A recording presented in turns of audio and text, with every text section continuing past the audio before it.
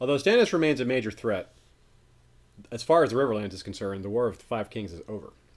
By conclusion of A Dance of Dragons, all the River Lords have submitted to the crown. Of course, this does not mean all is well and good.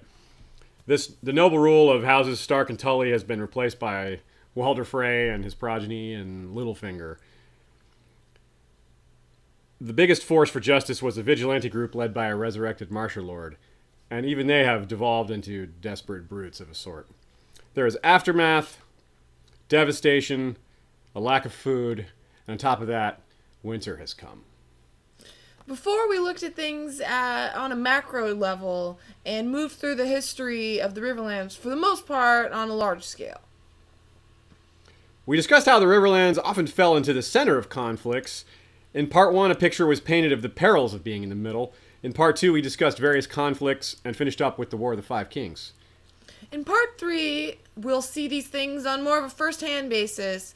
Instead of assumptions of collateral damage, we'll see things that from the perspective of individuals in small groups, most of whom are simply trying to stay alive. We'll also be taking a very close look at some of the main characters, which we don't always get to do a lot of when discussing purely historical topics. Jaime and Brienne's point of views cover quite a bit of the action, to the point that this episode is partly a review of their chapters. This, of course, is because these two spend the majority of their time in the Riverlands. Well, let's not forget about Arya's A Storm of Swords chapters, and Merritt's epilogue/epitaph. And because we're detail junkies, we also mine the other chapters for relevant data. Cersei has a lot to say about the Riverlands, for example, but of course she doesn't actually go there. She hasn't been there since the first book, the very beginning. She spent most of her time in King's Landing this entire series. Sorry, I was thinking about, do we even, I'm sorry, I don't think we included our actual intro for this video, Aziz. No, we didn't. Well, we need to talk about that right now before we move forward. Certainly. Okay. Yeah. I guess we'll just start off. Sorry to get off topic for a minute there, but usually we always have an intro, and I guess in our notes we never included the intro. But for one, if you could be watching this live, we are using a new method of recording called we got YouTube live events, which is new and interesting for us, so things might be a little bit different here. You can watch this in HD, which has a higher sound quality as well as video quality if you want to. And that said, though, this is History of Westeros podcast, a podcast dedicated to George R. R. Martin's A Song of Ice and Fire series and HBO's Game of Thrones. Right on. And we'll keep. This is part 3 of our History of the Westerlands, History of the Riverlands episode. So if you haven't seen part 1 and 2, you probably want to watch those first. Absolutely. Though it's not necessary. This is about more plots and the spoilery stuff that happens in Feast for Crows and Dance with Dragons. The 3 episodes are fine as standalones. If you prefer to see things chronologically, then by all means start with the first one. But you will not. You won't be confused if you start on this one. Mm-hmm. So in this episode, we're also going to cover a few of the houses we haven't given detailed coverage to, while getting up to date with the rest. Starting where we left off, though many Riverlords were forced into surrender, several held out. Partly in response to Jaime refusing to be Tommen's hand, Cersei orders him to deal with these holdouts, among other tasks. So she sends him off into the Riverlands to get some jobs done. We start with the point at which Jaime first enters the Riverlands. Mm-hmm. Jaime's party consists of Sir Adam Marbrand, Sir Lyle Crakehall, a.k.a. Strongbore, Jaime's squires, who are Josmond Peckledon, as well as a page and a piper, Red Ronnet Connington, Sir Dermot of the Rainwood, Sir Kenos of Case, and Sir Stephen Swift. There's also a maester with 4 cages of ravens, so he can send messages back to King's Landing. Sir Flement Brax. As well as the King's Justice himself, Sir Ilan Payne. Oh, yeah. Including others who bring full units, such as Sir Bonifer Hasty, who brings his Holy 100, and Lord Sarsfield's mounted archers. Jaime has about 800 to 900 men with him. With the exception of the Piper and Page Squires, none of these people are Riverlanders, though. I mean, look at that name. It's all a ton of Westerlanders. The River Lords who are helping finish up the war for the crown are already deployed in sieges. They're already out in the action, while others are attempting to rebuild the damage done by the war. It's interesting to note that despite complete lack of enemy armies in the field, Jaime has his men build fortified camps every night. He thinks of his uncle Sir Stafford in the Battle of Oxcross, where Robb surprised Stafford's army near Lannisport, completely unexpectedly. So, and of course, Jaime himself was surprised during the Siege of Riverrun by the ambush that Robb and the Blackfish had laid for him. So, what we're seeing is a wiser, more cautious Jaime, someone who's not quite as bold and impatient. As will become the theme throughout this episode, outlaws show up. For starters, Jaime deals with small groups of outlaws at places such as the Keep of House Woad, sworn to Harrenhal. He finds the place empty, but for outlaws, and he simply hangs them. Quote, "It felt good. This was justice. Make a habit of it, Lannister. And one day men might call you Golden Hand after all. Golden Hand the Just." Very good quote. Good luck, Jaime. Shortly after that, he arrives at Harrenhal. Prior to leaving for his tour de Riverlands, Jaime is told by Cersei that no one at Harrenhal has been responding to their ravens. Jaime reminds her that it's Ser Gregor's men at Harrenhal and that they are probably stupid, implying illiterate, and more likely to eat the ravens than read the messages. Cersei's main concern is Ser Willis Manderly, whom she needs to send back to White Harbor per the surrender terms that Lord Manderly made with the crown. Basically, he agreed to bend the knee, but only after his son was returned to him. Cersei required a demonstration of loyalty, which he provided in the form of Lord Davos Seaworth's head on a spike. Yes. Since the phrase verified the execution of Davos, Cersei intends to uphold her end of the bargain and send Sir Willis home. But she made the deal without certainty that Sir Willis was actually still alive. Yeah, typical Cersei. Yeah. As it turns out, he is alive and reasonably healthy for talking his physical condition. But mentally, psychologically, he seems kind of broken a bit. He collapses at Jaime's feet and just sobs once he finds out he's being released. But that's another matter entirely. So several other unnamed highborn prisoners are there as well. Interestingly, Ser Willis Manderly is a bit of a parallel to his father, because they've both now eaten human flesh. Of course, Willis did so unwillingly, but they both still eaten humans. Yep, that's a funny little dot connect there. The Manderlys are the cannibal house of Westeros, apparently. Also, only 3 people of Lady Went's household. Remember, Lady Went was the last lawful ruler of Harrenhal before the war started. The 3 are Pretty Pia, no longer so pretty thanks to Ser Gregor. The armorer Ben Blackthumb, who has got to be north of 70 years old. He served the last Lord Lothston long ago. And the cook who let Ser Gregor and his men in the first place. He opened a postern door for them to get in, and they did their thing.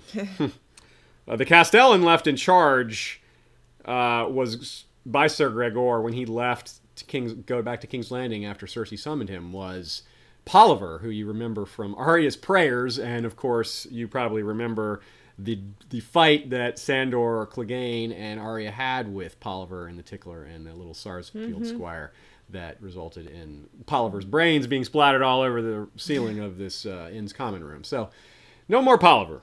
Yes. Jaime is pretty unambiguous with his opinion of Harrenhal. Quote, "Gods, but I hate this bloody castle. Harrenhal had seen more horror in its 300 years than Casterly Rock had witnessed in 3,000. And, well, Jaime pretty much, it makes sense for Jaime to dislike Harrenhal. Apart from the normal reasons to be disturbed by the place, Jaime was given the white cloak at the tourney at Harrenhal, and then he was sent home by Aerys in a fit of pettiness without a chance to compete. And that's something that 15-year-old Jaime really wanted to do.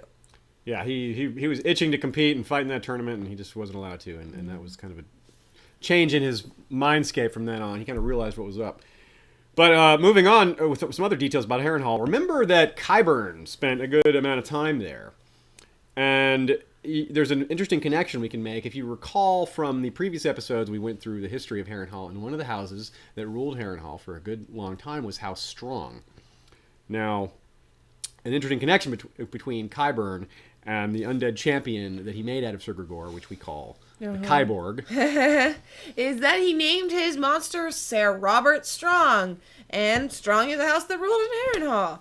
And perhaps for 2 separate stints, yeah, but we're not clear on that. But you can look at other episodes for more on how strong. Not a lot. So perhaps Qyburn learned something in the library at Harrenhal. Maybe that, or maybe he was just influenced by the name Strong and decided to use it that way. But we can't help but think a little conspiratorially when we see that connection there. We get this big necro giant thing that, that Qyburn has created, the Kyborg, and he names it after the last castle where he spent significant time, where people that ruled there. So, yeah, the library at Harrenhal, there might be some cool stuff there. Remember, that's also a scene where Roose Bolton burned this book after reading it, and Arya watches him, and that's kind of a creepy scene. So, it makes you kind of think there's some cool stuff in the Harrenhal library, and a big cursed castle like that. You never know. So then Harrenhal has a new Castellan now, though. Not a new lord, obviously, because that is Peter Baelish. Yeah. Has a new Castellan, Ser Bonifer Hasty the Good, and his Holy 100.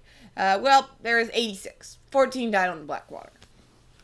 I wonder how long they'll hold it. Yeah, probably about as soon as they find out that Cersei has rearmed the faith.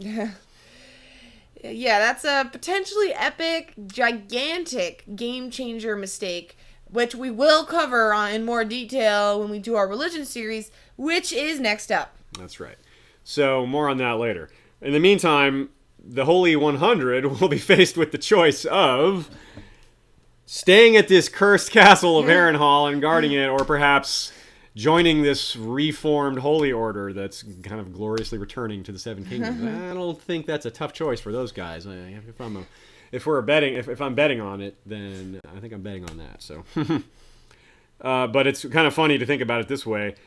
They're the 86. I don't know if George meant that as a pun. 86. I think they're going to 86 themselves right out of there. Yep, that's great. Jaime suspects he was appointed by Lord Orton Merryweather as Master of Laws. Orton is soon promoted to Hand, and then he flees when Cersei is imprisoned by the Faith. Yeah, he got to do a few weird things. He make a few bad decisions before he was sent away, or before he ran off, rather. So, another interesting scene that happens at Harrenhal near the end there is Jaime wanders off and finds Sir Riverrun at Connington at the Bear Pit. And Jaime asks him what he's doing there, and he says, I wanted to see where the bear fought the maiden fair, basically. He's referring to Brienne. And Jaime kind of asks him, he's like, well, what's up with that? What's so interesting about her to you? And Red Running points out that he was engaged to her, so he's got, he knows her better than most.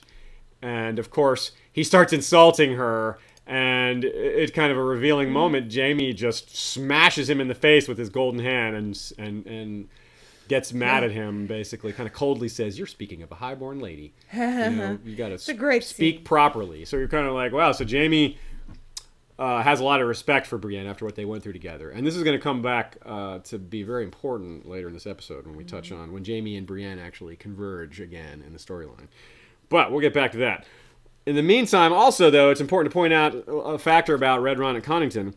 This is the same Connington who is called to account by the small council during Kevin's epilogue chapter in A Dance with Dragons. So basically the last chapter of the series we have to this point.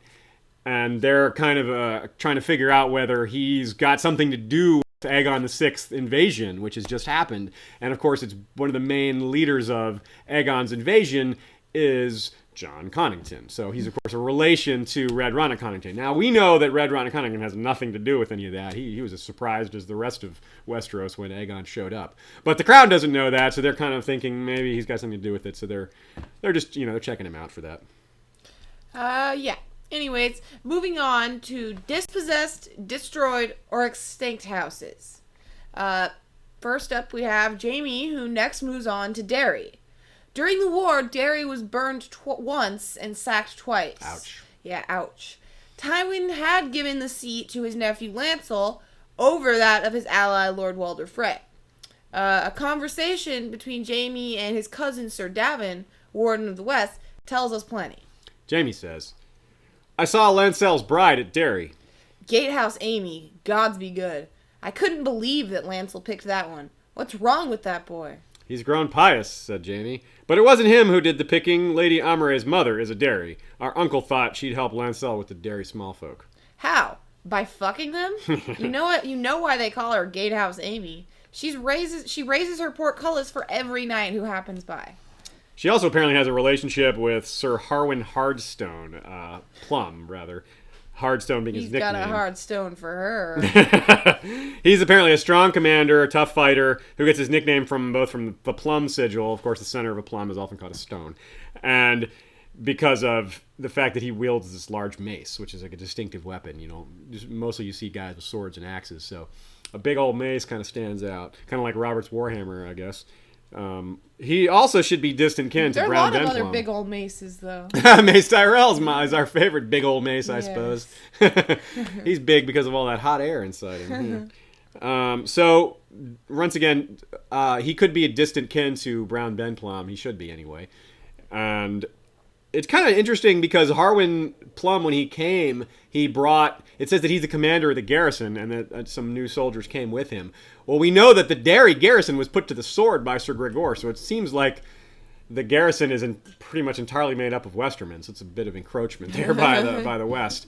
But, you know, they're conquerors. I guess they get to make those decisions and divvy out the land the way they want.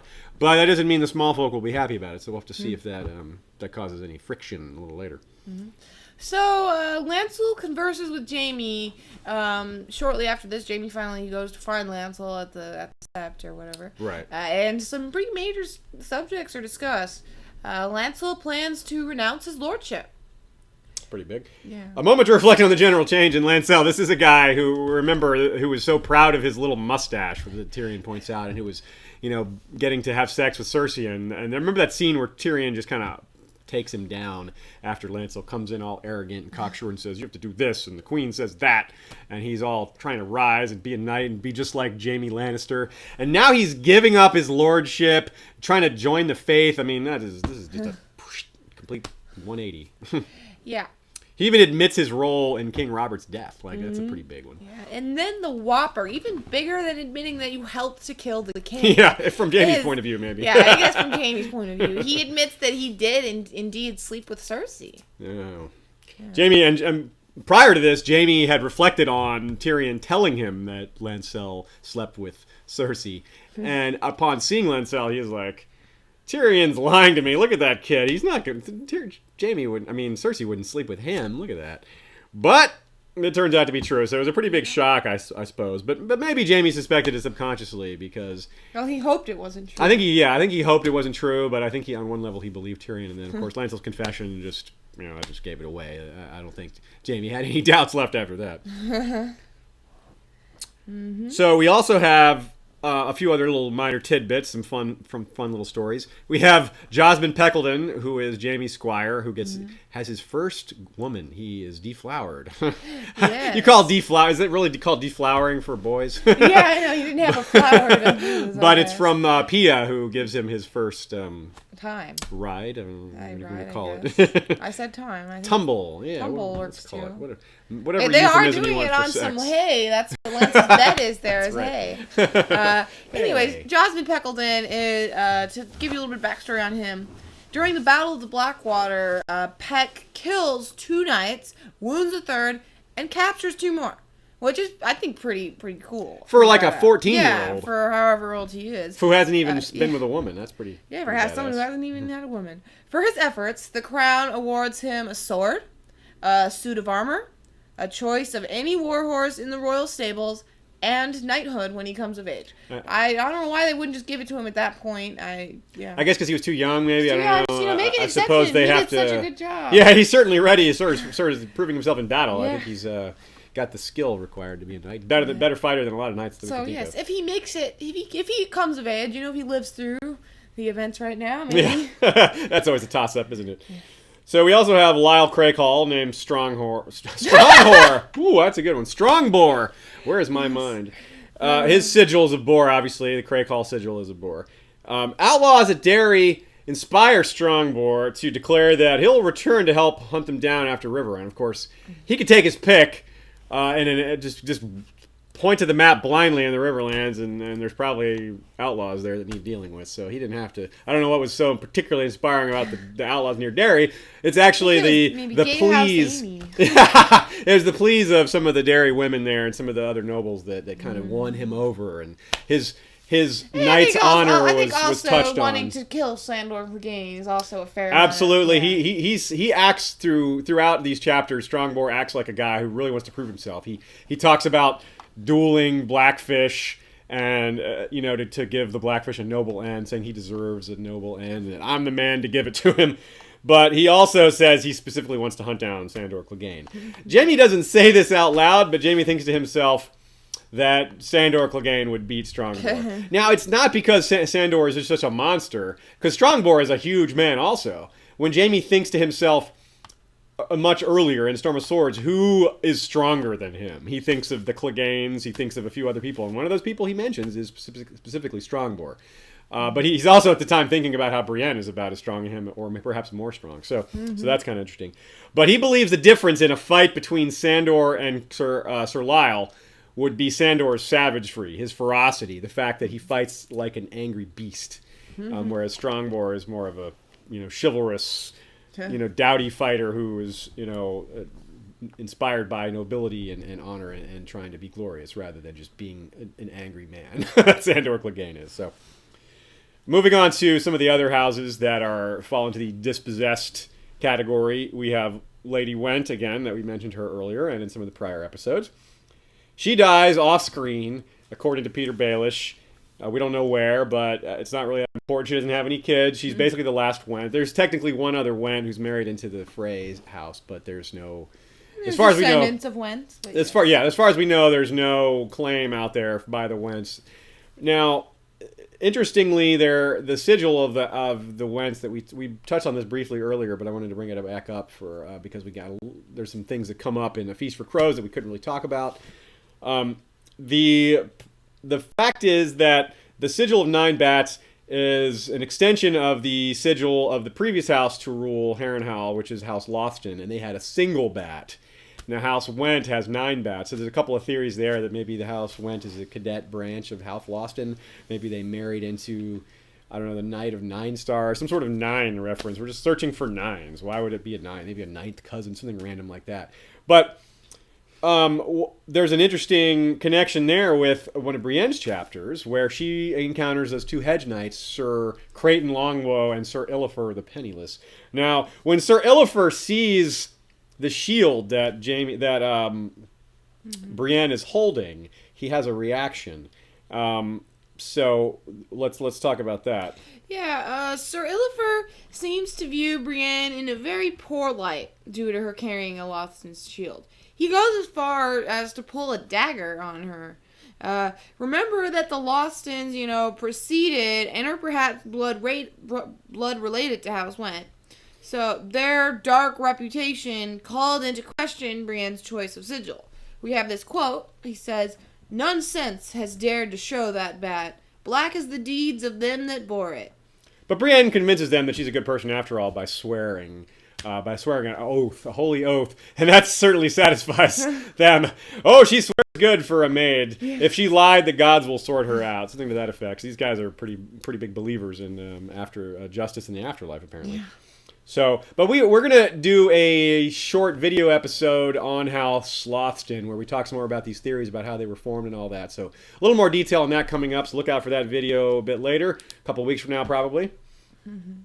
So, shortly thereafter, though, Brienne and her new companions run across a group of poor fellows. Her brave companions? No.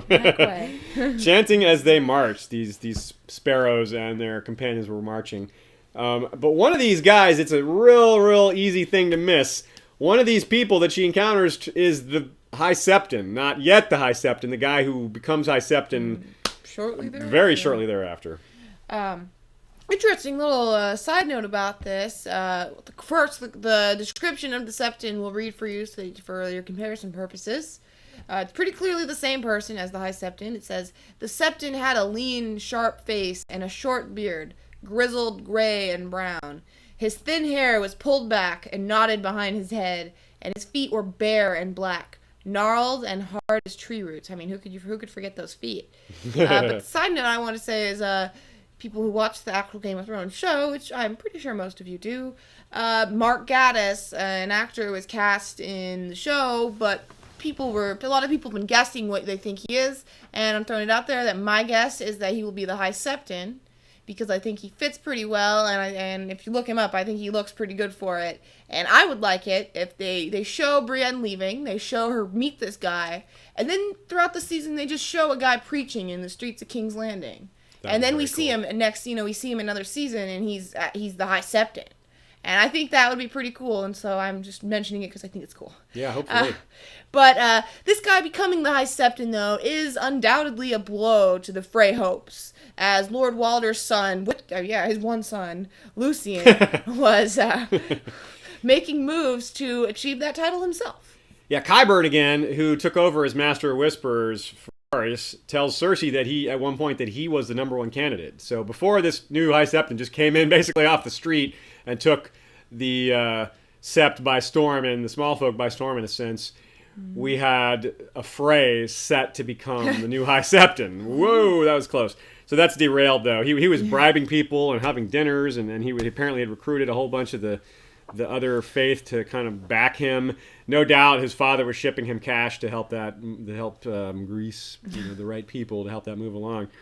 Imagine that if that had come to pass, though. I mean, all these gains that the Freys would have made. Lord Walder already went from being Lord of the Twins and the Crossing to Lord of the Green Fork, larger title, and of course his son is now Lord of Riverrun, so he could have had all those things plus the High Septon. That would have been quite a... Well, that's just too much power for the Freys, basically. Yes. Moving on, though, we talked, about Brienne a little bit, with her seeing the new High Septon and Sir Illifer. Brienne's journey takes her in and out of the Riverlands, so some parts we're not really going to cover in detail because they don't take place in the Riverlands. In fact, the episode with Sir Illifer that we just talked about takes place in the Crownlands on the road to Duskendale. So Brienne then goes to Maidenpool, which sits just inside the Riverlands. Yeah, so we will cover that. Basically the border, yeah. Lord Randall Tarley is in charge here now, even though he's a Reachman. And even though Lord Mooten is there and healthy and has bent the knee to the crown and is back in charge. But still, Lord Randall is in charge here. So it kind of tells you something about Lord Randall being authoritative. He, in fact, mentions that Lord Mooten is a bit of a weakling, so... That comes up. He is sitting there dealing out justice when we first meet him. He's spending a lot of his time hunting down outlaws. That's one of the things This is the first time we see him ever, right? I think it is, actually. I think you're right. That's the first time he appears on screen. You hear about him a lot. Infamous Randall Tarley, Samwell Tarley's father. I mean, you hear about him a lot. Just that alone, and plus other stuff. So he's apparently a great soldier, a really highly respected commander, but also a bit of a jerk, kind of a hard ass. His interactions with Brienne, you're like, you think, this guy's awesome. He's such a badass. He's so, but then the way he treats Brienne, it's kind of abhorrent. And of course, we already knew how he treated Sam, and that, it's hard to not just immediately think of this guy as a total tard or a total jerk after all that. You just don't want to. The kind of guy that you hate before you've even met him, and once you do meet him, you kind of feel like you were right in your feelings in the first place. So. We're going to talk more about the outlaws later in this episode. Actually, quite a bit more about outlaws in this episode. The presence of outlaws all over the world. 4-legged outlaws, 2-legged outlaws, 1-legged outlaws, perhaps. Another interesting little tidbit, though, about Maidenpool is that Harrenhal Karstark is held prisoner here. He's the actual lawful lord of Karhold, not Alice Karstark. You remember that her new husband that Jon arranged way to the north was the new Magnar of Fen, and he married Alice Karstark to help her make good her claim on Karhold, which was being, her uncle was trying to kind of take it from her. But in reality, Harrenhal, the actual heir, is out there and alive, so that could cause some friction if he comes back and finds out that Robb's brother, the same guy that killed his father, that guy's brother has given his castle away, and he doesn't even have the right to do that. He's on the Night's Watch, so that could be a little bit of turmoil later. But that doesn't have a whole lot to do with Riverlands, so we'll kind of sneak by that one as much as we can. But it is kind of fun to point out how that's such a small little detail that just sneaks by, and it's really easy to miss that. Yeah, interestingly enough, though, about Harrion is that while most nobles and other knights and other valuable prisoners were ransomed, Harrion's was not paid by his family because his scheming uncle aimed to get him executed by openly declaring Carhold for Stannis. Like, that's why he declared for Stannis, was to kill Harrion. Yeah, he didn't care about supporting Stannis so much as he wanted to pursue his own agenda, which was getting Carhold for himself. Yeah, but this didn't work. There's no update on this later or in A Dance with Dragons, so as best we can tell, he's still at Maidenpool. Yep. Hold on to that situation. We'll have to see how that goes. Meanwhile, Brienne next makes her way to the Quiet Isle. She leaves Maidenpool and does a few other adventures. She goes into Cracklaw Point. But as far as the Riverlands, her next destination within there is the Quiet Isle. And she speaks with the elder brother. And these are some really important conversations that are both full of detail, that kind of subtle detail that clues us into some other storylines, but also just really, really well-written stuff. So we've taken quite a few quotes out of this section. The elder brother and his brethren kind of revere the trident. In a sense, it's almost shamanistic the way they combine their devotion to the Seven with this sort of devotion to the river itself. They really kind of, it's almost a bit of worship the way they look at it. It's they treat it as something very natural and holy in a sense. One theme that comes up through these conversations that Brienne has with the elder brother and some of the others is that the river is tireless and steady, and that is something that the brothers, I guess that's something that they kind of appreciate.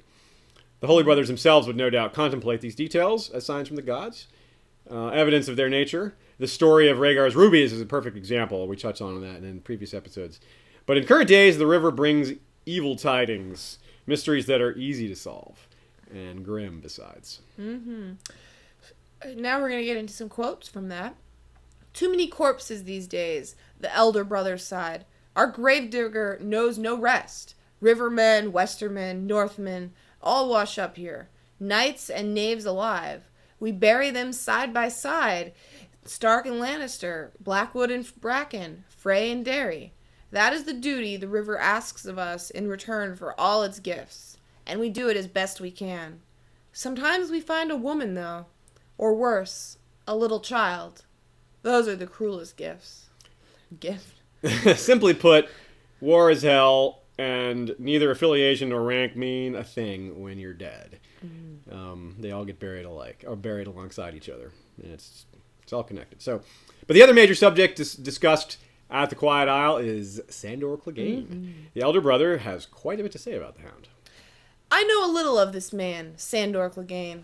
He was Prince Joffrey's sworn shield for many a year, and even here we would hear tell of his deeds, both good and ill. If even half of what we heard was true, this was a bitter, tormented soul, a sinner who mocked both gods and men.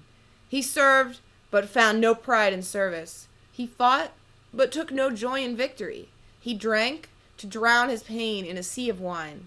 He did not love, nor was he loved himself. It was hate that drove him. Though he committed many sins, he never sought forgiveness. Where other men dream of love, of wealth or glory, this man, Sandor Clegane, dreamed of slaying his own brother, a sin so terrible it makes me shudder to speak of it. Yet that was the bread that nourished him, the fuel that kept his fires burning. Ignoble as it was, the hope of seeing his brother's blood upon his blade was all this sad and angry creature lived for. And even that was taken from him when Prince Oberyn of Dorne stabbed Ser Gregor with a poisoned spear. You sound as if you pity him, said Brienne. I did. You would have pitied him as well if you had seen him at the end.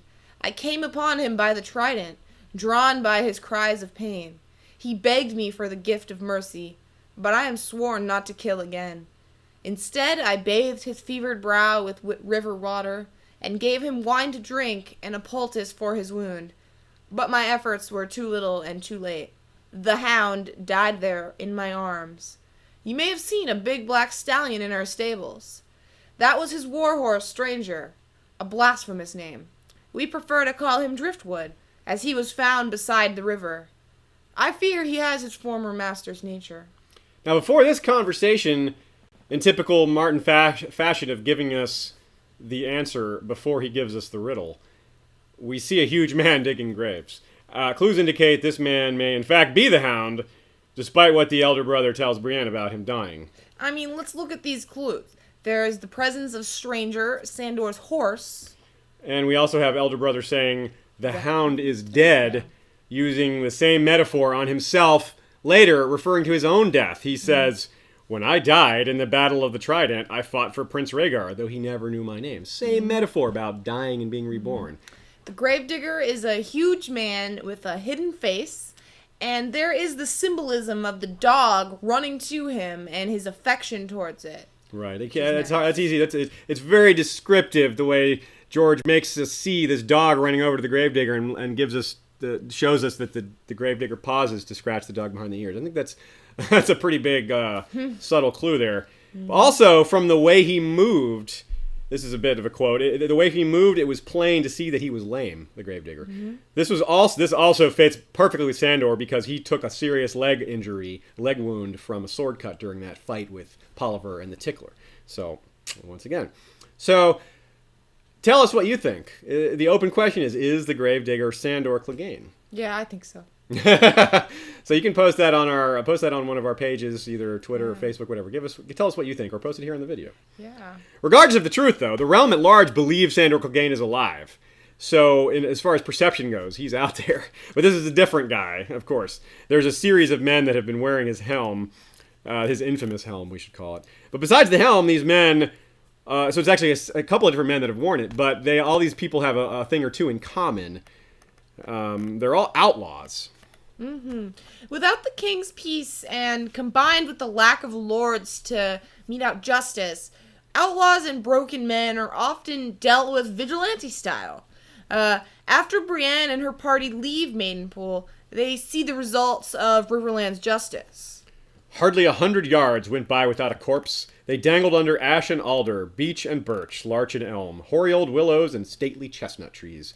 Each man wore a noose around his neck and swung from a length of hempen rope, and each man's mouth was packed with salt. Some wore cloaks of gray or blue or crimson, though rain and sun had faded them so badly that it was hard to tell one color from another. Others had badges sewn on their breasts. Brienne spied axes, arrows, several salmon, a pine tree, an oak leaf, beetles, bantams, a boar's head, half a dozen tridents.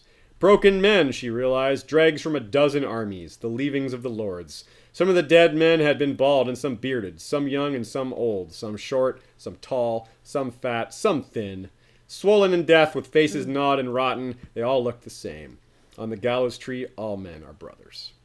So what you're seeing there is men who fought against each other in war, joining together as broken men and wreaking havoc. Some of the broken men are hopeless and desperate. Some were black-hearted before becoming hopeless and desperate, such as those who raided salt pans, hence the salt stuffed into their mouths. Note that there are common soldier escapees from the Red Wedding, as well as some of the Karstark men who abandoned Robb's army when Lord Karstark was executed. And they, of course, a lot of them went out to search for Jaime to try and collect the reward. Now, Gregor's men as well are not held in check, and we know what they do with their free time. So we have all these different types of people in the Riverlands causing all kinds of mayhem, but it all looks the same. Compare the quote that I read a second ago to the quote that Ashaya read during the time at the Quiet Isle, and compare just the notions about death and how everyone's the same when they're dead, and how everyone's the same when they're desperate. They're all just trying to survive. But as bad as Gregor's men are, the worst must be the remnants of the Bloody Mummers, a.k.a. the Brave Companions. Right, and these are the ones that we're seeing hung, as best as we can tell. Besides, now we're not saying these men were part of the Brave Companions originally, but they joined up with remnants of the Brave Companions who seem to be the leader of this raid at salt pans, which was extremely brutal. We're talking about women having their breasts cut off. We're talking about young children being raped. We're talking about just the worst things that you can imagine as far as war. And that's relative to Westeros, these things are brutal and disgusting to people who are kind of used to violence. So that's really saying something. Now, during this raid at Salt Pans, there's a knight, the Knight of Salt Pans, an old man named Sir Quincy Cox. He doesn't bother to come out. He hides behind his walls and just sits there. Brienne thinks that he should have died fighting. Yeah, we hear about this from multiple points of view. Jaime even hears about this while at Derry. And Brienne hears about this raid at the Quiet Isle. And we have Sir Arwood Frey mentioning it at one point as well to Jaime during their travels. So we hear about this raid at Salt Pans from about 4 or 5 different sources. So it's pretty big news what happened there. The narrative also suggests that it was the Brotherhood without banners, not say Randall Tarley or another, someone under the King's justice that did this hanging. So it was an example of what we introduced this section with, which was a vigilante justice. With regards to the Brotherhood without banners, we got a first-hand look at them through Arya. Then for a while, we only heard of their doings from afar. But then we saw them in Brienne's last chapter in Feast, which we will be talking about more at the end of the episode. And the difference was huge in terms of demeanor, disposition, purpose. They are less unified due to the progressively darker deeds that some of them are willing to do as they grow more desperate. But there's also a shift in leadership that's probably even more noteworthy. Under Lord Beric, who we must remember was handpicked by Ned Stark, obviously a guy known for being honorable, the Brotherhood was pretty noble as well. They were helping to feed the commoners who had no food. They were handing out justice. It was a crude form of justice, but as far as Westerosi justice goes, it was pretty fair. And of course, they had gone after guys like the Brave Companions and tried to get them killed. There's a couple of examples of that, of them taking them on. Arya witnesses one of those examples firsthand much earlier. You could also note that Edric Dane, he's the Lord of Starfall, and he was the squire to Lord Beric Dondarrion. He left upon the death of his master. So he's gone back to Dorne, I suppose. We don't know. Yeah, I would like to hear more about Edric Dane. Yeah, we'll have to hopefully catch up with him in the Winds of Winter. Very, very interesting. Yes. Now, a quick where are they now for the rest of the Bloody Mummers, including the members who joined the company in Westeros. They originate in Essos. Right, so they gained some new recruits once they got to Westeros, namely Rorge and Biter. Those two are dead now, thanks to Brienne and Gendry. She also took care of Shagwell, Timian, and Pig. That is pretty badass work by Brienne there. Timian, I think it is, tells Brienne that it was her, as much as Gregor, who killed Vargo Hoat. Mm-hmm. She bit off his ear, if you remember, and apparently it became very infected. The fever he got from it may have influenced his stubborn decision to try to hold Harrenhal. Yeah, stubborn might be putting it mildly. Well, here's the goat, Vargo Hoat, holding Harrenhal, and pretty much all his men have deserted him because he's like, we have to hold my castle. It's my castle. I'm never giving it up. The guy's got no men, and half the realm wants him dead. More than half the realm wants him dead, and he's like, no, I'm going to hold on to it. Like, come on, dude. You got to be kidding me. Nice try, goat. This wasn't going to happen. Yeah, speaking of the men who deserted him, Urswick, Ace, a.k.a. Faithful Urswick, somewhat noted for his loyalty. Keep in mind that we're talking about what passes for loyalty amongst sellswords, and particularly awful ones. And others, probably including Zolo, tried to make it to Old Town. We don't know if they made it or not, but I suspect that they have not escaped Westeros. Right now, Old Town is dealing with Euron's invasion, and the Ironborn are making shipping in general really difficult. There's just a whole lot going on over there. So, outgoing ships, not a lot of those. But there's another outlaw band out there whom some have grown to fear most of all. The Wolves, led by Arya's she-wolf Nymeria, are what we're talking about. After driving her off early in A Game of Thrones to keep her alive, the pup grew into a monster. Arya occasionally has wolf dreams and sees the Riverlands through her wolf's eyes. Mm-hmm. The most significant of these is when she witnesses Nymeria pull her lady mother from the river, dragging her to shore just before having to flee in advance of Lord Beric's party, who happened to be around there at the same time. Mm-hmm. At that time, the narrative tells us that wolves fled before men, as game fled before wolf, and this was from the perspective of a wolf. So that means a lot. But now things have changed, apparently. Nymeria now thinks... Some of her little gray cousins were afraid of men, even dead men, but not her. Meat was meat, and men were prey. She's feasted on a shepherd's flock, his dogs, the shepherd himself. Arya also sees the wolves kill a small group of bloody mummers, particularly, personally killing the Dothraki sellsword Ego, in a very graphic scene that gives the reader a glimpse of just how potent the wolf is, both in terms of her strength and her senses. She hears Ego's many tinkling bells, which indicates that he's a blooded warrior who's won many battles, yet he is terrified of this wolf. So she senses his palpable fear. That I think Ego maybe isn't as honorable of a distraction. Maybe he's lost a fight, and he didn't cut off his bells. Yeah, I would could throw see that out there, that maybe Ego that. is, not so honorable as all that. But in any case, I'm sure he's won battles because he's not dead right now. Yeah, but well, now he is. But yeah, yeah he is dead. he wasn't dead until then. Period. He never was killed by a man. He was killed by a wolf.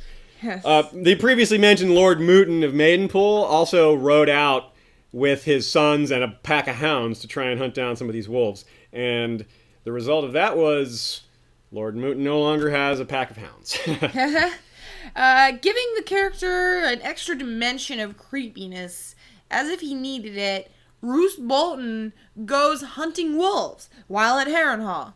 The thing was that, unlike the others, he actually succeeded, coming back with several dead wolves, including some pups, which is it's not quite as honorable and not quite as prestigious to come back with some dead pups. But he got some regular dead wolves, too. This was his symbolic moment, indicating his betrayal of House Stark. Though we all know, in retrospect at the very least, maybe you still deny Roose Bolton didn't do a thing. That he was opportunistic and ruthless all along. He even made a pair of gloves out of the pups. Perhaps a nod to Brandon Rickon? Yeah, maybe. That's funny. The wolves even troubled Jaime on his way across the Riverlands. An outrider among Sir Adam Marbrand's scouts lost his horse to the wolves in the time it took him to dismount and relieve himself on a tree. So, that's pretty fast. If you think desperate and hungry men are dangerous, wait till we all see what a huge pack of desperate and hungry wolves can do.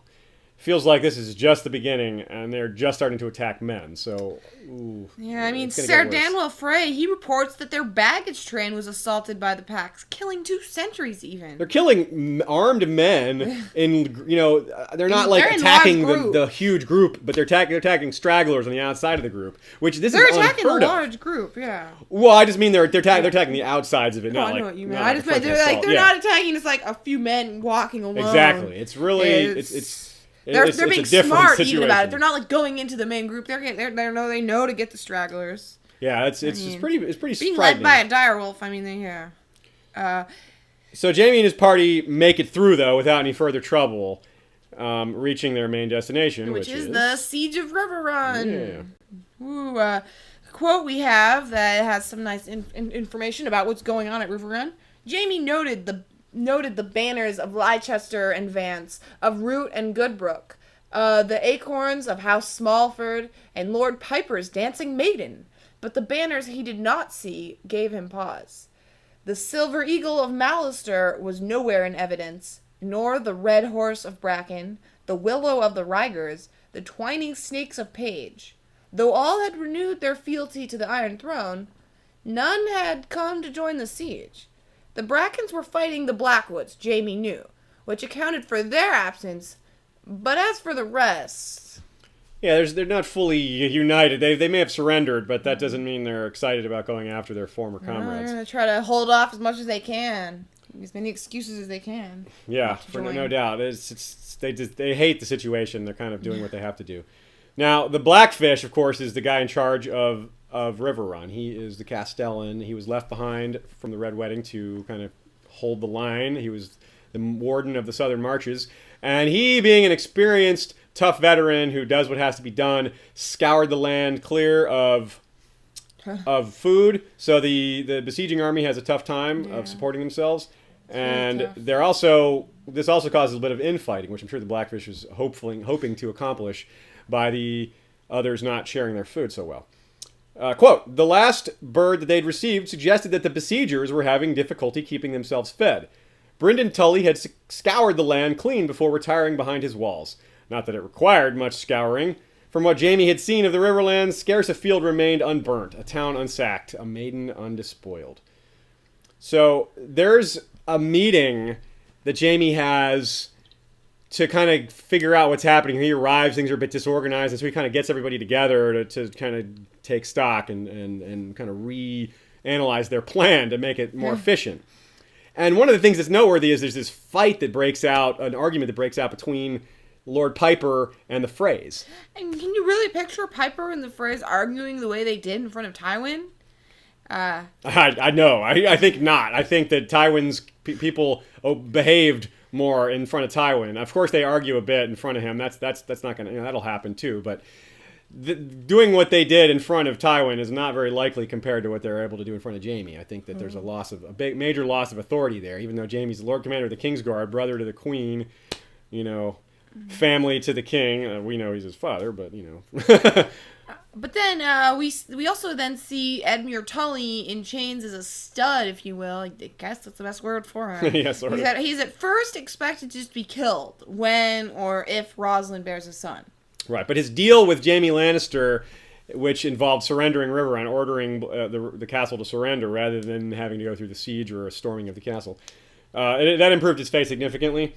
I don't think it was an act of cowardice to surrender Riverrun. I think it was an act of a man who had to do what he had to do, and it saved a lot of lives. I think he needs to worry about the fact that, well, he was guaranteed safety by Jaime, and Jaime's sending him to the Westerlands to be held there. But what happens when Jaime's not around? What happens when the Freys send an assassin to try to kill him? Right.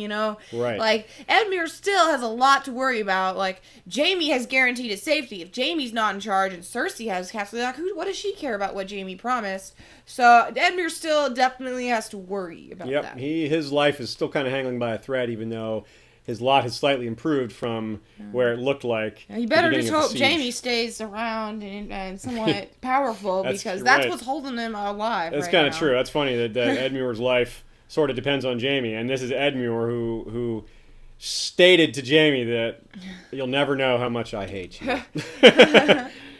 Anyway, I'd like to talk for a minute about how I think it's pretty brilliant how Jaime handled the situation of the surrender.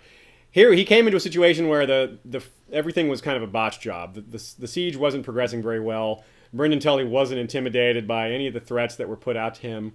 And the besiegers weren't even united on what they would do. They were infighting. They're not helping each other. Perhaps some of the river lords who are at the siege are actually helping the outlaws, or actually helping the besiegers, maybe. So, what actually Jaime did was he used his reputation. He used what people think about him, even though he's a changed man. He used that as kind of a weapon. Mm-hmm. So it's pretty ironic. Jaime and his aunt, who have a great conversation. This is Jenna Lannister, who is, of course, the wife of Aemon Frey, the soon-to-be, and post the siege, he is the new Lord of Riverrun.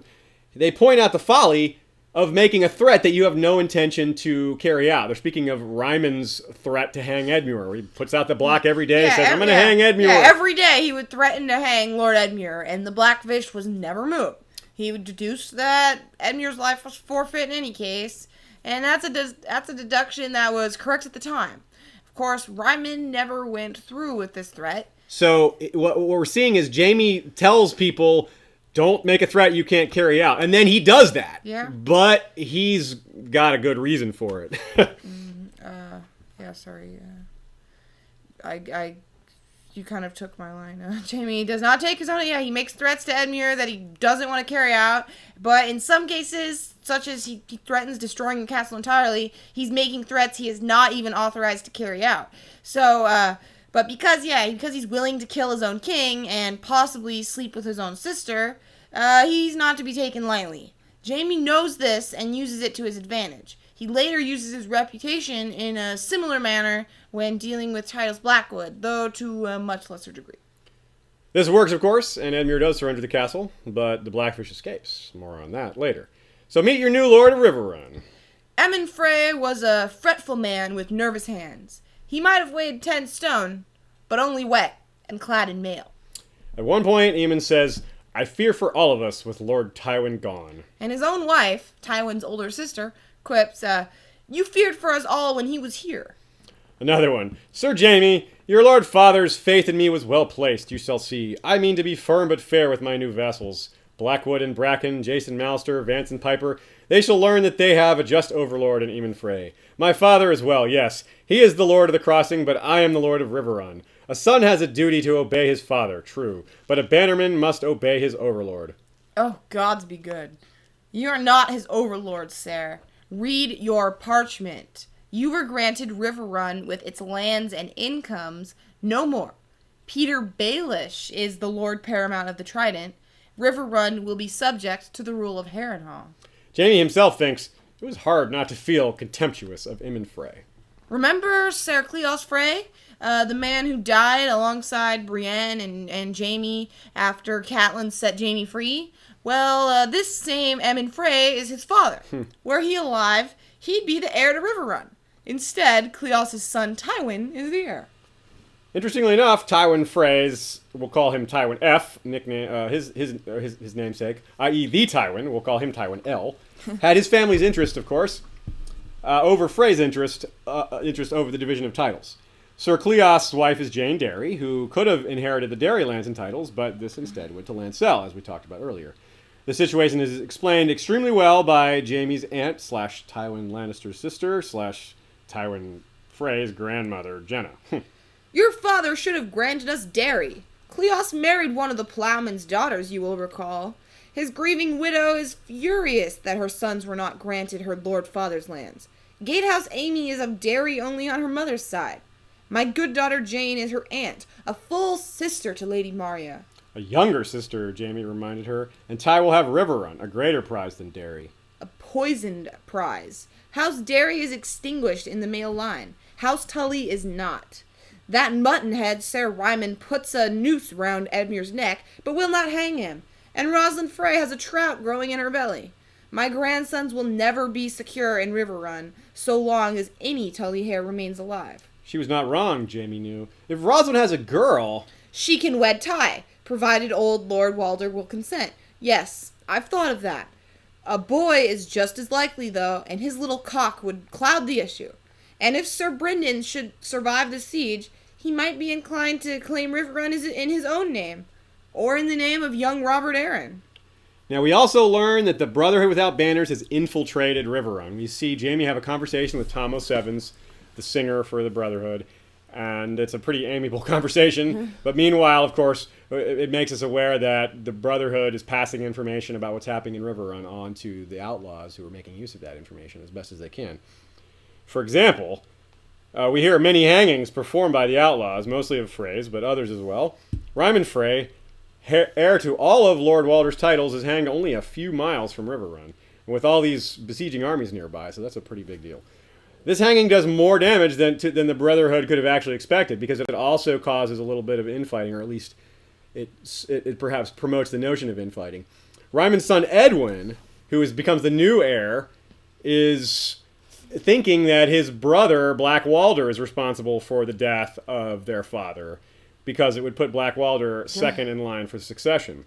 Now, Black Walder has done some shady and gross things, and I suspect he has perhaps done a bit of kinslaying. I think he may have had something to do with the death of his own grandfather, who would be... I forget his name. Anyway, Sir Stevron, there it is. But his brother believes even worse of him, though in this case he's actually not guilty. Yeah, having already covered the ex-lords of the Riverlands, now we need to cover the up-to-date power structure. Jaime notes that many of the Riverlords are not at the Siege of Riverrun, which we pointed out in that quote. He also realizes that even amongst those who are participating in the siege, there are some with enemy sympathies. In some cases, he suspects the Riverlords, and so do some others. Would that it were only them, said Lady Maria. Some of the Riverlords are hand in glove with Lord Beric's men as well. The small folk, too, sniffed her daughter. Ser Harwin says they hide them and feed them, and when he asks where they've gone, they lie. They lie to their own lords. So, Riverlands roll call. We need some, roll call music. We should have prepared that. Little drummer there. The notable Riverlords. So, we're going to go through a list of some of the Riverlords and kind of get you up to date with where they're at, what's happening with them, and what the future may hold as well, in some cases. Well, the Tullys, well, there's no current lord there. Edmure is kind of, I guess, by courtesy, he's Lord Tully, but he has no seat anymore. But per the deal with Jaime, Edmure is going to be imprisoned at Casterly Rock. Rosalind will come to him once their child is born, and they'll be given a small keep. in that time as well. This keep will probably be in the west, not in the Riverlands. Otherwise, they would just have poor Emmon Frey would die of fright. He'd be so worried that the Tullys would come take their seat back. We also have Mallister, whose current lord is Jason. Mallister holds out for honor's sake, which is predicted by Tywin, but he surrenders after Black Walder shows up, threatening to hang Lord Jason's son Patrick. Now this works, unlike when Ryman threatens to hang Edmure, which we covered quite a bit just now. It actually works, apparently, on the first try for Black Walder. Not only does Jason Mallister probably not want to take the chance, but he knows Black Walder's reputation. He's not going to gamble that Black Walder is a bluffing. He thinks, and probably rightfully so, that Black Walder will carry out that threat, and so he relents immediately. Now we have Lord Vance. Now there's two Lord Vances. There's two house. Vance has two branches. There's House Vance of Wayfarer's Rest, and their current lord is Lord Carroll. The previous Lord Vance and Lord Piper tried to hold the Lannister army at the Golden Tooth, but they were outnumbered and facing Jaime Lannister. Lord Vance is slain, and his son Carl inherits. Before the battle, word reaches their host about the raids of Sir Gregor and Sir Amory. Sir Corell Vance and Sir Mark Piper are amongst those who bring the grievance to Lord Eddard initially. The new Lord Vance, along with his friend Sir Mark, are pretty big in harrying the Lannister supply lines. We hear about these guys a lot during the war throughout it as kind of teammates. They're always mentioned in combination, Piper and Vance, as kind of running through and causing a lot of trouble for Tywin as much as they can. They just don't have a lot of manpower, but they continue the fight as much as they can, and seem to be pretty effective for such a small group. Then there's the Vances of Atranta. Their current lord is Norbert. Yes, Norbert. Second only to Pate, as a terrible name, I think. He squired alongside Brynden Tully for Lord Derry. He's said to be old and blind, but he can't be too much older than Brynden if they squire together. He could just have bad health, or maybe he's playing it up a little bit. Yeah, certainly possible. As for House Piper, their current lord is Clement. There may be a connection with the Pipers to the Ironborn. They have the kind of Piper look seems to be red hair and maybe to be a little short and thick, but that doesn't tell us a whole lot. There are a good number of red-haired Ironborn, but that's by itself isn't a whole lot of evidence. Yeah, well, Quellon Greyjoy, that's Balon's father, married a Piper woman. Of course, this Piper woman, that's not Balon's mother, in other words. Right. He married a Piper woman and nothing came of it. Like, the son died, that's all. Yeah, but it's possible that the theory here that we're trying to put out there is that maybe that's why he picked a Piper to marry, because they have some Ironborn blood. Now, the reason they would have Ironborn blood, of course, is because the Riverlands was controlled by the Ironborn for so long, so you got to think there's still some vestiges of Ironborn culture in there, even though they're fully Riverlands now. Anyways, during the war, Piper had captured Lord Ontario Jast, which is a name I'm not actually quite fond of. Jast. Yeah, I know. Ontario Jast. One of my least favorite names in the series. He's a Western man married to a Lannister, but Piper releases him upon his own surrender, or near enough. Now, Mark Piper, Clement Piper's son, who is the badass that's always with Vance, helping do supply line harrying and things of that nature, he is held at the Twins as a prisoner. Lord Piper, in fact, partly over frustration and fear over what's happening with his son, the fact that his son is in captivity, as well as the knights that attended Sir Mark when he went to the Red Wedding, who were probably all dead, but those were cousins of his. He can't really control himself in this meeting. We alluded to this argument that happened earlier, a little more detail on that. He just can't help himself when talking about the phrase. His revulsion is open. Yeah, I mean, he insults the phrase, and he says what he says. He says, it's a pretty great insult, I think. It's one of the greats. It's a good burn. Yeah. I don't imply, Frey. I say what I mean straight out, like an honest man. But what would you know of the ways of honest men? You're a treacherous, lying weasel like all your kin. I'd sooner drink a pint of piss than take the word of any Frey. Now, so if you're looking for the guys amongst the Riverlords, rather, who are probably helping the other side, the guys who are maybe helping the Outlaws, the ones who aren't fully loyal, this is a good place to start. Piper and Vance. Although kind of openly declaring your contempt for the people put above you is maybe not the best way to subtly get things done behind the scenes. But I guess he just can't control himself. He's just so angry and pissed off at these guys. So let's talk about the Freys, though, as far as their current situation goes. Of course, Lord Walder's somehow still alive after all this, being an ancient man that he is. And now his second son is Emmon, as we've talked about at length already. So now we have, the new Freys Lord of of Riverrun, Everrun. the Freys of the Twins. Yeah, doesn't that just sound wrong, the Freys of Riverrun? No. But they're fighting with each other quite a bit. The more power they have, the more they fight over it. Of course, we talk about Black Walder doing his thing, and a couple other things are happening out there. The Lannisters of Derry, of course, are a new thing, and Frey, and that's a new house kind of happening. And things aren't so great with them either, as we talked about. In fact, there's more Freys dead after the Red Wedding than before. That's kind of a funny thing, right? Good thing. Yeah, a good thing. A good funny thing. Yes. For more coverage, though, on the Freys, you should check out our episode on them. We have a whole episode on them because there's a lot of Freys to go into, so check that out. Yeah. There's also House Bracken, whose current lord is Janos. Janos' lands and keep were despoiled, but he gained some lands during the surrender of Blackwood. He doesn't get as much as he wanted. He told Jaime to get this much land, certain amount of land for him. He didn't quite get as much as he wanted, but he got a good bit. But you got to think, though, that considering that he received this land from his rival Tytos Blackwood, who was forced to surrender some land to his very hated ancient enemy of Lord Bracken, he probably, since Jaime gave him the choice, he said, you got to give up some land. Now, most of Tytos' land was damaged during the war. Gregor despoiled it, or Amory Lords despoiled it. So he probably gave, the worst pieces of land he could to Janos. So he's like, here, take this burned ruin. Take that. Speaking of Tytos, he is really important earlier in the war. He's kind of one of the standouts as far as being noble and being a good leader and, kind of being really brave in particular. During the dance chapter, one of Jaime's dance chapters, there's a couple of them, of course, Tytos surrenders to Jaime, and Jonas Bracken advises Jaime to take Tytos' only daughter, Bethany, his beloved only daughter, who he dotes on, his only daughter, he loves her, as a hostage. But Jaime instead takes Hoster, the walking history lesson, who is very useful to us. For some ancient history and general background on House Blackwood, you can refer to part 1. Yeah, we talked a good bit more about them. But for now, Tytos played a fairly prominent role in some of the early battles of the war. Remember that Edmure was, before being in captivity now, he had previously been in captivity really early in Game of Thrones, but was set free during the Battle of the Camps. The way it went down was Robb's army arrives, and there's a battle going on, several different battles going on outside the walls. And Tytos realizes this from atop the walls, and he gathers the men inside and leads them out and joins the fray. They kind of take the Lannister besieging army kind of in the rear as they're dealing with this new threat.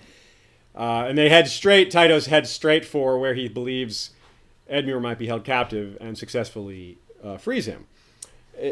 Also showing just how devoted he is to the cause, how he takes his honor seriously. Even when Jaime is negotiating his surrender, he asks, quote, for honor's sake, about the current state of his liege lord. So this is a guy that really does all the right things, it seems. Now, this may be related to his religion. Of course, one of the things we point out in episode 1 is the Blackwoods are still worshippers of the old gods, which makes them really unique in the Riverlands and the South in general. That is not something that we see a lot of. In fact, I honestly can't think of any other examples of that. Jaime even thinks that Tytos has more honor than Janos Bracken. Indeed, Tytos is in fact the last Riverlord to surrender, and the last one to give up the Stark cause. On the other hand, Tytos was actually quite ready to surrender. It was simply that the man he'd least like to surrender to on the entire planet was the only man he could legally bend the knee to. He was the last Stark loyalist standing simply because Blackwood didn't want to submit to Bracken. Now, another funny / interesting / unusual, perhaps mysterious aspect of Blackwood is this huge weirwood that is dead, but not, it's still there. It's still a functioning tree. It's not growing anymore, but it's still there, sort of turning to stone. Every night, apparently 1,000 or so ravens come and sit on this tree, and apparently this has been happening for thousands of years. Now, Bloodraven, who of course is now Bran's mentor, he is half Blackwood. And of course his deal is, the thing people say about him is he's 1,000 eyes in one, and that he is watching through the eyes of ravens. So you kind of wonder if he's keeping an eye on his old ancestral home, and if he's aware of some of these things that are happening down there. What would that mean? I don't know, but it seems likely that it's happening, and it's kind of cool to think about. I certainly think that he's watching, but I don't think he's able to do much about what's happening. Anyways, moving on, though, from the Brackens and Blackwoods, we have another bee named Baelish. Peter Baelish now has Harrenhal and the Lord Paramountcy of the Riverlands. Littlefinger shows no desire to take his seat, but the implications of Harrenhal at the top spot are potentially huge. Think about it, that Harrenhal was built to dominate the Riverlands, and perhaps all of Westeros in the long run. But at no point has it actually held primacy, except for the brief period before Aegon had burned Harren and his sons, which was, you gotta realize, extremely brief. Like, the last stone had been placed, and it was, like, pretty much done, and then he came. So, the Riverlands has been ruled from Riverrun as a vassal to the Iron Throne. It's been the Tullys as Lord Paramount. And this is important because the Lord Paramount receives tax income and the right to call up troops from everyone below. So picture the balance of power here. That's what we're dealing with. Initially, it makes sense that Aegon, the Conqueror, would give the top spot in the Riverlands to a house that isn't quite the most powerful. He doesn't want to give all the tax income and all the troops to this really powerful castle. He wants to spread it out a little bit so that things are more balanced. So that's the way things were for so long, because the Tullys were never kings in their own right. They never were strong enough during the open times where the might makes right situation was going on. They never held the top spot. So Aegon gave that to the Tullys. So the Tullys were kind of lifted to a higher status because all of a sudden their own lands and incomes are increased because they are overlord of all the Riverlands. So all the other Riverlords have to pay them homage, give them taxes, send them soldiers when need be. Now, all of a sudden, that's different. Peter Baelish, even though he's never set foot in his castle, potentially has all that lined up for himself. All the Riverlands income minus what he has to give send to the crown. Now Littlefinger has this plus the veil. Plus the veil, yeah. Whoa. And Cersei, in perhaps the biggest misread of the series since a couple of things Ned did, perhaps, still thinks of Littlefinger as relatively harmless. Yeah. Whoa. Okay, that's a big mistake there, Cersei. But as an aside that we don't want to get particularly far into, but we really wanted to mention the general gist of, there's this, it's a piece of poster on the forum, but he also has a website, Brand Ross. There will be a link in the Facebook post and the YouTube video shortly. Has a pretty interesting piece of writing that's based largely around this quote. I forgot. You've been hiding under a rock. The Northern Girl, Winterfell's daughter. We heard she'd killed the king with a spell and afterwards changed into a wolf with big leather wings like a bat and flew out a tower window. But she left the dwarf behind, and Cersei means to have his head. Of course, this is Sansa we're talking about. So, Sansa's grandmother was Manisa Went on Catelyn's side. Given that knowledge, the bat reference seems oddly fitting. It also means Sansa could have her own claim on Harrenhal, but yeah, we'll see how that develops. But another point that we particularly liked, that made this one of the things that made us want to talk about it, is that this is a quote from him. We don't really quote posters too often, but sometimes we really think it's a nice thing. It's worthy. Bran said, "It's worthwhile to note that Brienne's search for Sansa is accomplished with the help of two gifts. One of them originates from Sansa's father's line, the sword Ice, partially reforged into Oathkeeper, and the other comes from her mother's line, the shield of Harrenhal. We recovered thus the beast, half wolf, the Stark sigil, half bat, the Went sigil, into which Sansa was said to have changed to escape King's Landing. Interestingly, though, Brienne has the shield repainted later, so both the paternal sword and the maternal shield are carried clandestinely." Right, so to recap, that's Sansa's sigils being carried around in a sense, by Brienne, Both who was hunting clandestinely, for both him. secretly. Right. One is a reforged ice, and one is a painted shield of Harrenhal. That's pretty sneaky, George. Yeah. Very good catch by Bran there. We don't want to get too much into it because there's a lot more to it, but we wanted to kind of tease you with it and give you the opportunity to kind of think about it yourself if you want to. So check out the links that we're going to have accompanying this. Definitely check it out. We love advertising and talking about other people that do really cool things and try to do more of that. Because we borrow a lot of theories from other people. A lot of this stuff we come up with on our own, but some of it we learn from other people, and it's where we like to give credit where credit's due. But a few questions remain, even after all this stuff we just talked about. The particularly big one is, where is the Blackfish? Now, I see no reason for him to leave the region claimed by his king, so he's probably in the north of the Riverlands. The north? I see it as unlikely. There's nothing for him to do there, and surely he wants vengeance against the Freys more so than Bolton, if he is motivated by revenge. Right. Jaime considers that he might try to claim Riverrun in Robert Arryn's name. But the Riverlands is much more likely. It is his home. It's where the majority of his enemies are. And if Blackfish wants to push a claim from somebody, there's plenty of people he can do that with. But where within the Riverlands would he be? A pretty strong possibility is that he ends up with the Brotherhood without banners. But if so, he will meet his undead niece, and how that would go is anybody's guess. I doubt he'd be all smiles. Yeah, how creepy. He runs into Catelyn, and that would just freak him out. I don't know what the heck he would do to that. That's a very solid guy there. He doesn't seem like it would be easily rattled, but that would... I don't even know. Maybe he goes with Howland Reed. That's another possibility. We know that Robb sent some of his men up to meet with Howland Reed, but the Blackfish isn't necessarily aware of this. Brynden appears to be very much still fighting the Stark cause, despite how doomed it is, or it seems like it's over, basically, in a lot of ways. But one of Robb's last official acts was to name an heir. But Blackfish isn't actually privy to who that heir was. Probably. Robb may have said something to him ahead of time, but the document where Robb signed his name and had all the other River Lords and Northern Lords sign their name, kind of viewing his will there, Blackfish was not there for that, remember. So he doesn't necessarily know who the heir is. So, Robb's will, that's a good segue. We'll talk about Robb's will for a minute. It happened in the Riverlands. Of course, it deals with the North as well, but Robb's kingdom was the North and the Riverlands, so this is very, very relevant. We know Bran and Rickon are still alive, so the actual heir to Robb is Bran or Rickon. But only the readers and a few other people know that. Robb certainly didn't know that. We're actually the will is actually signed at Oldstones, which we talked about in episode 1 as an ancient castle that it really isn't a castle anymore. So it's a site where there's a bunch of stones. Old stones. Yeah. So it's kind of an they had to take a detour to go through Old Stones to get to the Twins because of the rains made the rivers go so high, so they had to go around that.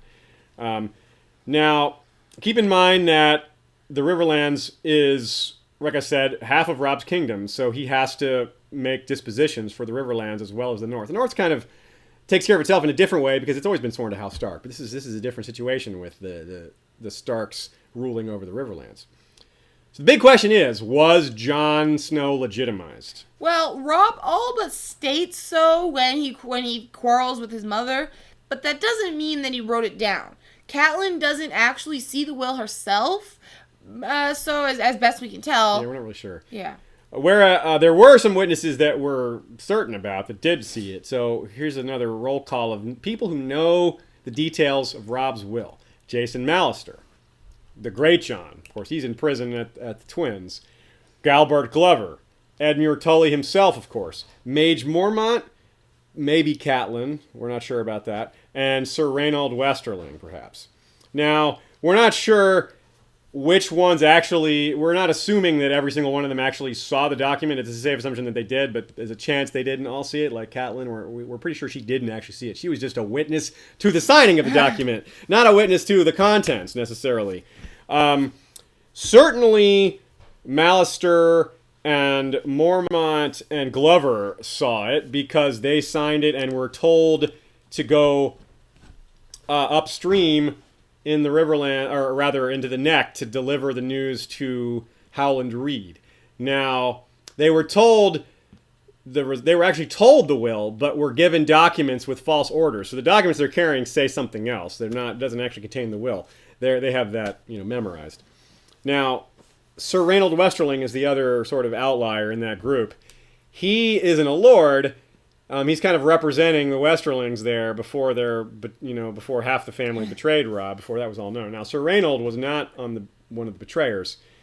The last we hear of him was he tried to save Grey Wind, so he was loyal when it really came down to it. He fought for the Starks, even when things looked really bad. He was wounded badly in the process of trying to save Grey Wind. In particular, he took a crossbow bolt to the gut and still managed to climb up to the walls and throw himself over the walls into the river. And he's a good chance he's dead. That's a pretty bad situation to be in. But a lesson we've learned throughout A Song of Ice and Fire is if you don't see the body, don't assume they're dead. So let's see, maybe Reynold could be out there somewhere. And the fact that he's another person that knows who Robb named in his will makes him a pretty significant survivor. Mm-hmm. But where are Mage Mormont and Galbert Glover now? Did they make it? Probably, but they aren't really likely to sit idle there. They may be helping pick off straggling Ironmen and Freys, or trying to mount some sort of guerrilla campaign. But since they know who Robb's heir is, they most likely are trying to make their way to that person. So, will they arrive at the wall to find all this chaos, Jon possibly slain, wildlings, and Queen's men? Possibilities are pretty limitless there, but we won't get too deep into that because it's not in the Riverlands, but it does affect the disposition of the Riverlands later. So what if Jon does accept Robb's legitimization, only to discover later his claim is worse than Bran or Rickon's? Then Sam will feel a little guilty for not telling him that those guys were alive. Yeah. Well, Jon didn't accept legitimization from Stannis. It's a little doubtful that he'd take it from anyone, even Robb, though. Robb is probably the only person he would accept it from. Yeah. Save if Eddard Stark came back from death himself and said, "You must take Winterfell." I think that's the person he would accept. Would do it, yeah, that would do it. He's dreamed of that happening. But this is not the only example of these Riverlands chapters containing or hinting at major plot points that don't necessarily seem related. In Brienne's second to last chapter, for example, she and her party arrive at the Old Inn. This minor but bloody place has quietly hosted some significant scenes, several of which we covered in parts 1 and 2. We're talking about the place where Tywin and Roose Bolton held for a short time. The same place where Catelyn seized Tyrion, which is maybe the event that started the War of the Five Kings. It shouldn't be a surprise that so much has happened here. I mean, Brienne ponders the fact that she has little idea where to go, yet so many choices, and with this quote, "They had come to the crossroads, quite literally, the place where the King's Road, the River Road, and the High Road all came together." Mm-hmm. The Inn more recently saw the scene where Sandor and Arya kill Polliver the Tickler and the Squire of House Sarsfield. Earlier in the Riverlands series, we pointed to the series of people who tried to run the inn only to wind up dead for their efforts. Sir Hyle Hunt comments about the fate of the various innkeepers and their families. "I never dreamed that keeping an inn could be so deadly dangerous. It is being common born that is dangerous, when the great lords play their Game of Thrones," said Septon Maribald. But we also hear a story from Septon Maribald that very subtly, but very seriously, refers to the main plot line with regards to Aegon VI, the boy claiming to be the son of Rhaegar Targaryen. In fact, it deals directly with that very question. Is he the son of Rhaegar? Can you believe it? We got this major clue about a storyline that's got nothing to do with the Riverlands right here, so let's get into it. Here's the story about the inn. Later, it passed to a crippled knight named Long John Heddle, who took up ironworking when he grew too old to fight. He forged a new sign for the yard, a three-headed dragon of black iron that he hung from a wooden post. The beast was so big it had to be made in a dozen places, joined with rope and wire. When the wind blew, it would clank and clatter, so the inn became known far and wide as the Clanking Dragon. Is the dragon sign still there? Asked Podrick. "No," said Septon Maribald. "When the smith's son was an old man, a bastard son of the fourth Aegon rose up in rebellion against his true-born brother and took for his sigil a black dragon. These lands belonged to Lord Derry then, and his lordship was fiercely loyal to the king. The sight of the black iron dragon made him wroth, so he cut down the post, hacked the sign into pieces, and cast them into the river." So, what does that mean in terms of Aegon? Well, if you've listened to our spoiler episode on Varys and Illyrio, or if you come to this conclusion on yourself, or read it from the forums perhaps, we believe there's a strong chance Aegon is actually gets his Targaryen blood as a Blackfire descendant and not as a son of Rhaegar in his line. So what we have here is a really stunning piece of symbolism. A black iron dragon hurled into the water is a great, rather perfect metaphor for Bittersteel fleeing across the narrow sea with the remnants of the House Blackfire. Their symbol was a black dragon, while House Targaryen's was the red dragon. The quote finishes with, "One of the dragon's heads washed up on the Quiet Isle many years later, though by that time it was red with rust." That's perfect. Yeah. The black dragon turns red with rust and washes back ashore. A pretty exact parallel to Aegon, a black dragon coming ashore to invade, thinking himself a true red dragon, but he's not. Well, probably not. We don't know that. My jaw kind of dropped a bit when that first became clear to me. It is, of course, nearly impossible to catch that on your own because you haven't even been introduced to Aegon when you read A Feast for Crows. So how could you possibly have figured this out? It's another one of those things that you can only learn through rereading or through, History of Westeros podcast. Nice plug. In our own video. That's right. Brienne, of course, is aware of none of this. She's more concerned with people living at the inn. In particular, at first, Gendry, who appears to be Renly for half a heartbeat. After questioning him about his parents, she starts to realize who his father might be. But as George loves to do, just as they begin to speak of it, something big interrupts, of course. Of course. Gendry thinks it's Lem and the Outlaws, who are his friends, but it turns out to be 7 very dangerous men, led by a man in Sandor Clegane's helm, Noseless Rorge. Lem and his companions were in fact supposed to be guarding the inn, but these men baited them into leaving. Yep, got to kind of trick them into leaving and trying to hunt them, and in fact doubled back and cut across their path. Tricky. So Brienne wins a close duel against Rorge, mostly by being patient and letting himself tire himself out, and by lulling him into lowering his guard by being overly defensive. Basically, she just stops all his attacks for a while, and then when she's finally ready to go for the kill, he's caught off guard. She runs him through with his sword, and whispers something, whispers a little victory in his ear. Now, almost immediately, she's assaulted by a berserk biter who kind of saw Rorge, I guess, as a bit of an older brother, I don't know, or a father figure, or a friend, whatever. I don't know what a guy like that thinks of in terms of companions. But he breaks her forearm, breaks some of her ribs, and starts chewing on her face. Pretty horrific. It kind of leaves her really kind of gross looking after the fact, and she was already, not the best looking. She was already gross looking. Yeah. Now she passes out as a result of this, just as Gendry is driving a spear through the back of Biter's throat. She wakes up a prisoner of Lady Stoneheart, who has replaced Beric Dondarrion as head of the now much smaller and more fragmented Brotherhood without Banners. Thoros says of their new leader, "Lord Beric's fire has gone out of this world, I fear. A grimmer shadow leads us in his place." Now, revenant is a term that comes to mind. It's essentially, what it essentially means is a vengeful spirit, a being returned from the dead to wreak vengeance. Sounds exactly like Catelyn, Uncat, as we call her sometimes.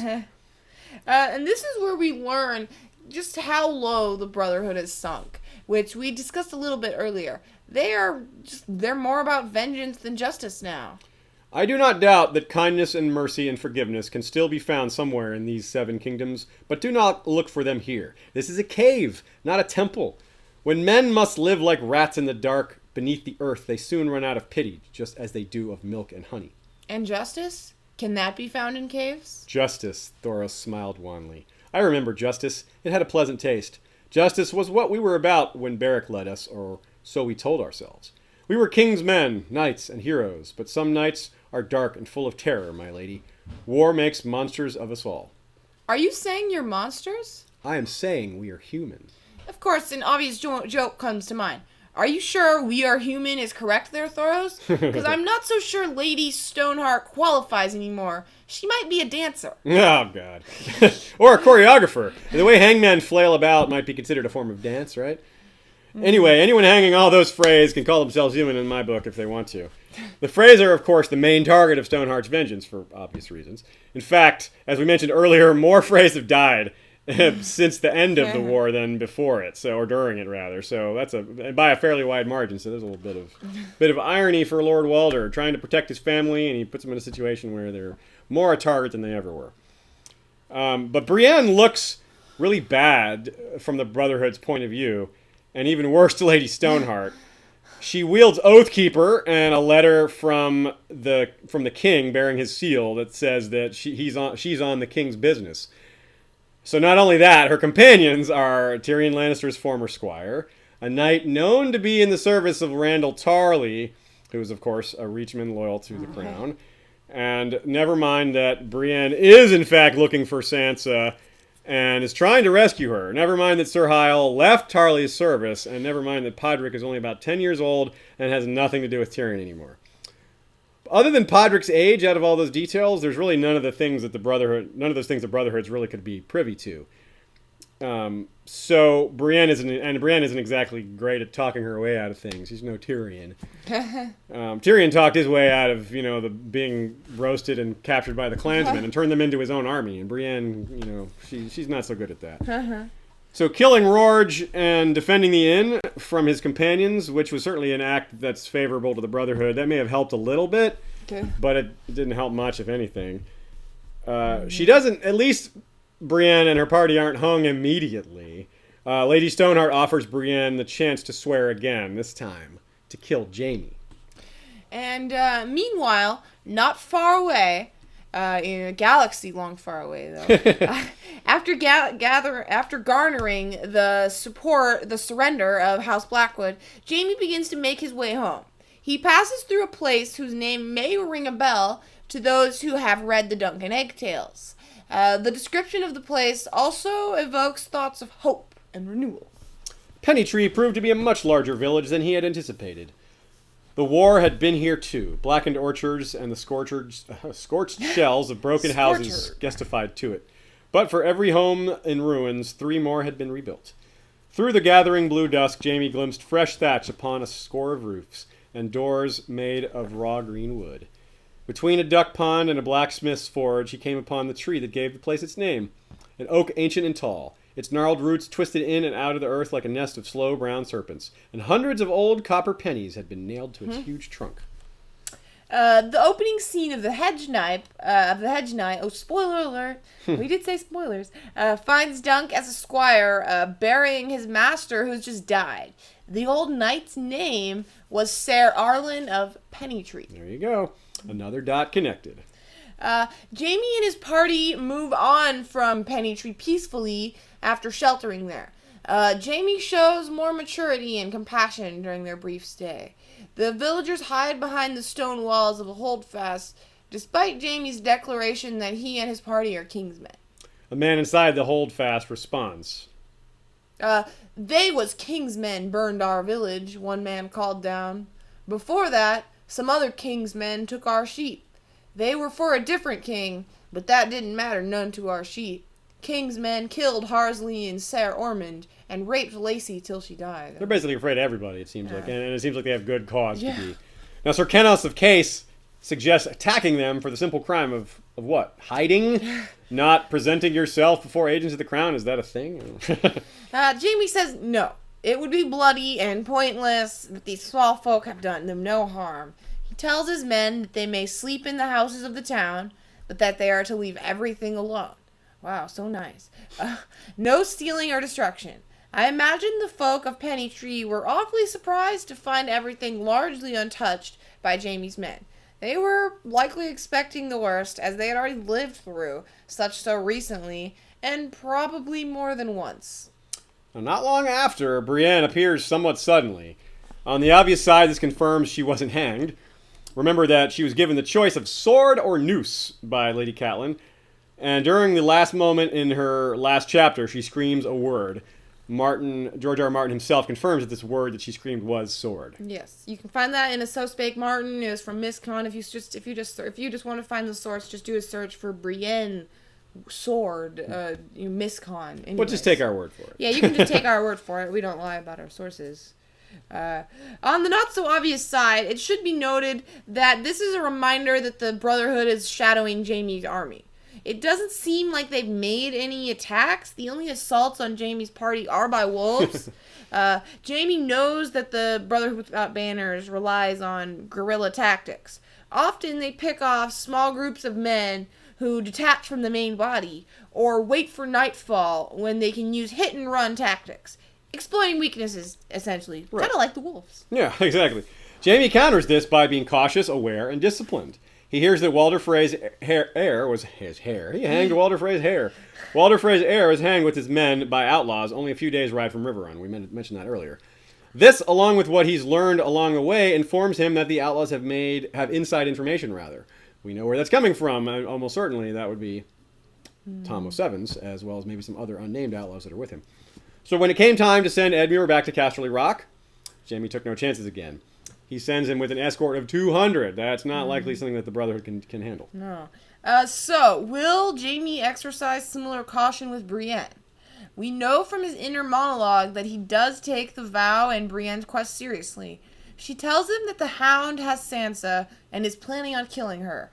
To prevent this, Jaime has to go with her about a day's ride away. Alone. Alone, okay. That doesn't sound like being very cautious, though, does it? So that's the big question. A few thoughts and predictions here. First off, note that Brienne says the Hound and Sansa are only a day's ride away. This keeps touching on what we talked about, how the outlaws are kind of shadowing, following Jaime's party, looking for weak points, looking for an opportunity. It seems to be apparent to them by this point that they're not going to capture Jaime through their normal means because Jaime's being too careful. So they have to do something else. So here they go. A new tactic. If they can't get Jaime within his army, maybe they can get him to leave his army.